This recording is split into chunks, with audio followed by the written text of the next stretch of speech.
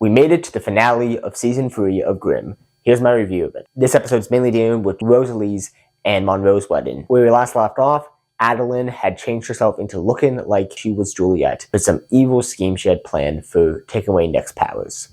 Let's jump in.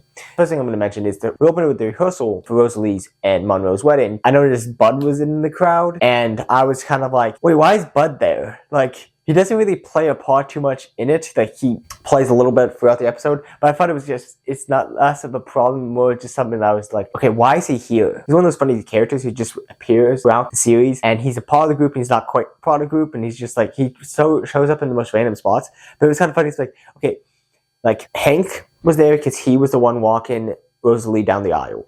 Monroe, of course, he's the groom. Rosalie's, of course, the bride. You know, Nick's the best man. Juliet's the matron of honor. Their families being there makes sense. But Bud he's just in the crowd there too. And I'm like, he's even at the reception dinner. And I'm like, why? It's not like it's a problem, but it was just something I noticed. I'm like, okay, why are you here?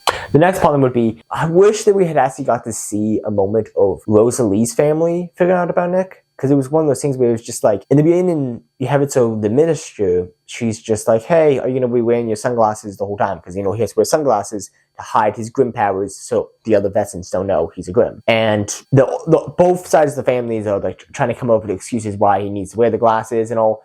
But I'm like, hold on, we never got to see Juliet's family figure out about the whole Grimm thing. Like, they just somehow know. I'm like, I thought it would have been cool to actually see, like, hell, oh, by the way, the best man at my wedding is going to be a Grimm, just so you know. Like, and have her family's reaction to that, because it's like, okay, the show does a good job, like, emphasizing it, but, like, even sometimes, like, I think us fans sometimes don't emphasize enough how crazy it is that they're friends with a Grimm. It's like, their families are going to freak out. I mean, you saw with Monroe's family. Anyway, so now we're going to skip and talk about what's going on with Adeline. So Adeline, again, as I said in the beginning, is changing into Juliet. You figure out the reason why is because her plan is basically, she made this potion that turns her into Juliet, and then she's going to sneak into Nick's and Juliet's house and seduce Nick, sleep with him, and then by sleeping with him, bodily fluids, all those good stuff that happens when you do those type of stuff, it's going to cause him to, her DNA goes into him, all this different stuff, just like how it worked with how he took away her powers by his blood. Same way it takes away his powers through this stuff. Makes sense? Cool beans, awesome, yeah. As much as it explains in the show, the SVU doesn't even explain like exactly how the thing works in this season. It just says she sleeps with him, and you're kind of like, hey, now he doesn't have Grimm powers. Spoiler alert for the very end of the episode. But anyways, so yeah, you see Trouble notice that Juliet is acting a little weird, not knowing this actually not Juliet.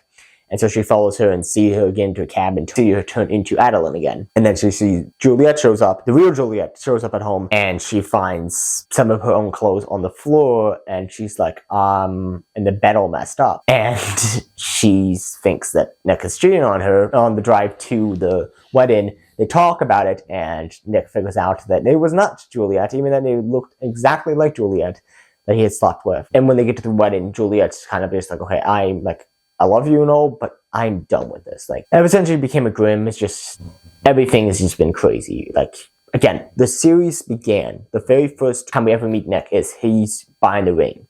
He's going to propose to her. Then he becomes a Grimm, and everything changes. He's about to propose to her again, and, she gets that catch scratch. Boom, she's in a coma. He's about to propose to her again. His mom shows up. All these different stuff happen, and it keeps pushing off. And he's like, the relationship is just on the rocks because of this whole Grimm thing, which is something we're going to talk about in the next season when we get to it, about what happens when now he's not a Grimm. How's that going to affect their relationship? Are they going to stay together or not? Meanwhile, in this episode, you also have the captain investigating what's happening with Adeline. And he comes upon the potion and takes on the potion. He brings it back to Nick's house. Like, okay, Nick needs to drink this because he's going to prevent whatever's happening from taking effect. The only problem is Nick's not there because he's at the wedding. And so the captain talks to Trouble. Trouble gives the address for the wedding, and he's about to leave when the FBI agent who's been following him for the whole season trying to kill him gets there, and he bam bam bam. The captain, we leave the episode with the captain bleeding out to death. This FBI agent comes in and he's going to attack Trouble. Trouble takes her machete and chops off his head. Boom. That guy's got on the rest of the series. Now Trouble has to take the potion and she has to get it to Nick. She gets there only to be spotted as a Grimm, and chaos ensues at the wedding. And that's when you figure out, when they go to a back room, that Nick has lost his powers. A few more things I like about that is, of course, I like it how trouble doesn't show up until the vows are already done. It's not like the wedding is incomplete. Wedding happened, everything's good now, they're married, it's just they were about to end the wedding when she shows up. And so, I like that. I mean, the whole wedding reception, all that's got destroyed, but the wedding itself still good. I also like it how you see people turning into wesen, Rogan, as it's called, left and right, and you see Nick's reaction, but he's just looking around smiling, and you think through that moment, you think, oh, it's him, he sees that they're all turning wesen, and he's just, smiling, oh yeah, they're cheering on their friend. When you figure out later, again, when you figure out he's not a Grimm anymore, is that he's just looking at them, seeing them cheering. He doesn't see the wesen. He doesn't see them as wesen. And you get a quick glimpse of that when it shows it from his perspective versus showing it from Trouble. So they're all rogue and they're trying to attack her, and then he gets in front of them. It's whoa, whoa, whoa. And you see it from his perspective for a second, and you just see them all just attacking, and they're just normal humans. And then it goes back to her perspective. And it's one of those things where, when the first time I was watching it, I didn't quite pick up on that. But the more you, when you watch it again, you notice, hold on. We just saw it from his perspective for a second, and in that once, those couple seconds, you got to see they're not vogued. And then it goes back to being vogued. So that's where you figure out. And I love it how you leave the episode with this, the captain is being carted away in a ambulance, bleeding out to death, coughing up blood. You have it so, Nick is, this one book, the Trouble was born of Nick's, Grimm's books, was in her room, and you had it so Sergeant Wu saw it, so now all these memories of, the Swan's coming back, and he's starting to try to figure stuff out. So you're going to have that more in the next episode, next season. And, all this different stuff is being set up the last little bit. That's a tight tease to the next season. I will say that one thing is, I'm choosing to take a break from Grimm and wait until I start making reviews to season 4 to actually start back up again, because I want to give myself, along with you guys, a chance. It's not I'm continuing the series and then I'm putting out reviews for season 4 while watching season 6 or something like that. I mean, I want it to be one of those things where it's because of how that ending happened, I was okay, I want to take a break. I want to force myself, even how much I just want to pick up the next episode of Grimm and keep watching, because I'm that is a cliffhanger. I know what happens in the next episode, but it's a cliffhanger. But I want to give that chance for myself too, to walk into the next season and be okay, I took a break. I can't wait to get into this next season. With that being said, I'm not going to wait years before getting into season 4, even probably a year. What I'm going to do is I'm probably going to wait a month or 2, and then I'll start into season 4. I plan by the end, of summer next year to be done with Grimm. Not done with Grimm. I'm going to go back to Grimm. I'm going to probably do a, as I said before, breaking down each episode, a rewatch, all this different stuff.